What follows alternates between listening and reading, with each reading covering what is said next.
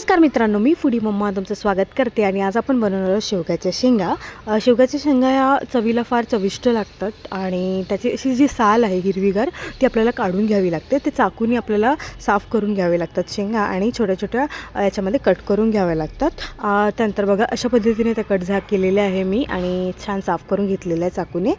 याला आता आपल्याला वाफवायचं आहे. पाणी घ्या, त्यात शेंगा टाका आणि 15 मिनटं तरी वाफवा. त्यानंतर कढई घ्या, तेल टाका, जिरा मोहरी टाका. नंतर लसूण जे आहे, लसणाचा खूप छान तडका इथे द्या, कारण लसूण खूप छान चवीला लागेल इथे.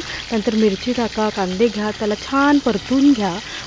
कांदे, मिरची, लसूण आणि कढीपत्त्याला. त्यानंतर मिक्सरच्या बॉलमध्ये टमाटर प्युरी करा. ती टमाटर प्युरी अशा पद्धतीची असेल. त्यानंतर पाणी आपण तापवायला ठेवलेलं आहे साईडला. ती प्युरी जी आहे टमाटर कांद्याची ती आपल्याला इथे टाकायची आहे. नंतर तिखट, मीठ, जिरेपूड, धनेपूड सगळं टाकून घ्या. नंतर शेंगा ज्या उकडलेल्या आहेत त्यासुद्धा इथे टाका आणि त्याला छान परतून घ्या. त्यानंतर आपल्याला याला 5 ते 10 मिनटं वाफवून घ्यायचं आहे. झाकून घ्या. 5 ते 10 मिनटं वाफवून घ्या. त्यानंतर पाणी जे गरम ठेवलं होतं आपण ते इथे टाका. छान करी बनवून घ्या, त्याचा रस्सा बनवून घ्या आणि त्यावर कोथिंबीर टाका आणि अशा पद्धतीने शेवगाची भाजी आपली रेडी असणार आहे. 5 मिनटं उकड येऊ द्या आणि तयार आहे.